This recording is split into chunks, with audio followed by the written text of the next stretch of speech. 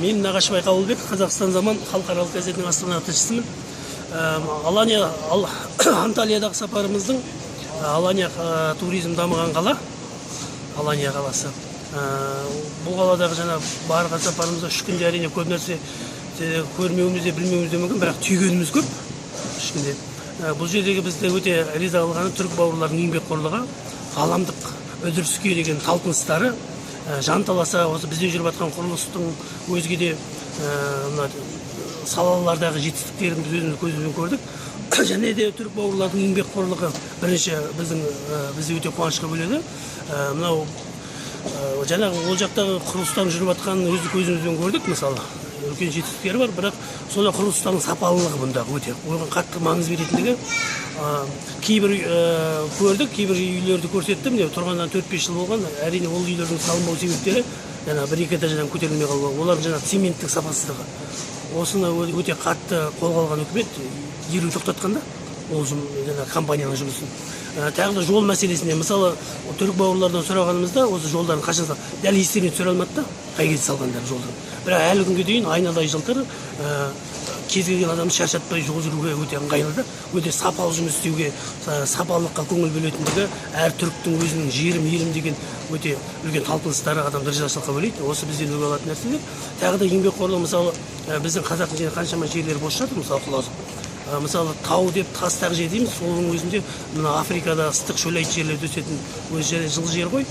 Банан, апельсин секілді тау тастақ жерлерінде жекеменшік қолдағы дүниелер, жаңағы өсімдіктердің осылай күн үстіне өсіп тұрғандығы да, жаңағы бананмен осы Алания қаласы бүгін Түркияны асырап отыр екен да, банан еш жеріне экспорт жасалмайды, импорт. Сондықтан да біз өзі жалпы Түркияға ризамыз. Теңіздің жағасында жаңа туризмді қолдауға жанталаса қимылдап жатыр. Осыны іске асыру, осындай істер біздің де жерлеріміз бар, жақсы-жақсы. Аланиядағы туристер туралы не түйдіңіз? Енді ондағы туристердің барлығы да енді әрине бұл жерде туризмнің о жақтағы тағы бір өте жақсы жері бұл қолжетімділігі, тиімділігі. Өте Еуропа елдерімен қарағанда кейбір жаңағы туристердің әңгімелерін естіп байқағанымыз, өзіміздің ресейлік адамдарын естігеніміз, олар осы Анталиядағы демалыстың өте орынды екенін, әне ыңғайлы екенін, және де жасалатын қызметтің жақсы екенін айтты. Осыдан осы түрік бауырларымыздың барлығында осы туризм саласындағы өздерінің күнкөрістерін де және елдің мемлекетін таныту жолында да үлкен жұмыстар жасап жатқанын көрдік. Бұдан Қазақстан тарапы қандай үлгі алуға керек? Үлгі алу керек, мысалы бізде де бар, мысалы Алматының бөктерлерінде бар, мысалы өзіміздің Бурабай, мысалы Көкшетаудың аймақтарында, мысалы Баянауыл бар. Жетеді ғой қазақтың жерінде көбіне, бірақ біздегі бір жақсы жері әлі де туризм дұрыс жолға қойылмаған.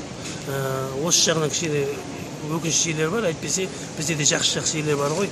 Тек жанашырлықпен осы елге қызмет жасау жолындағы сондай бөлініп жатқан қаржылар талан-таражға түспей, елге жерге қызмет жасаса деген тілек бар бізде.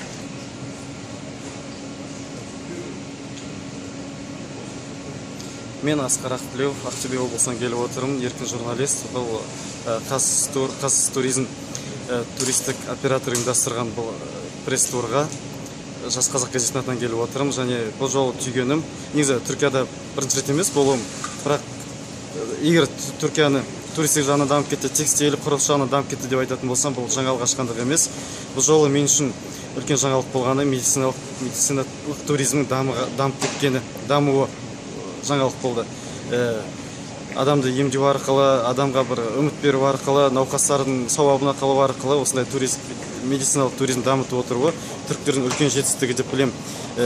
Сондықтан осы төңірегінде маған көп сұрақта қызық болды. Және осындай жетістіктер біздің Қазақстанда болса деп іште үміттенемін.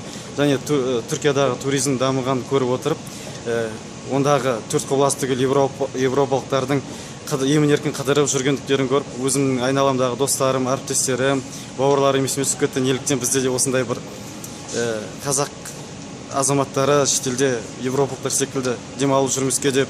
Енді бұл жерде көптеген факторлар бар ғой. Осылардың барлығы шешімін тапса деп ойлаймын. Сонымен бірге мен үшін жаңалық болғаны құрылыс, инфрақұрылым, жаңағы турист ғимараттардың бой көтеріп жатқан жерде плантациялардың кеңінен плантациялардың плантациялардың жұмысы қатты ұнады. Қандай плантациялар?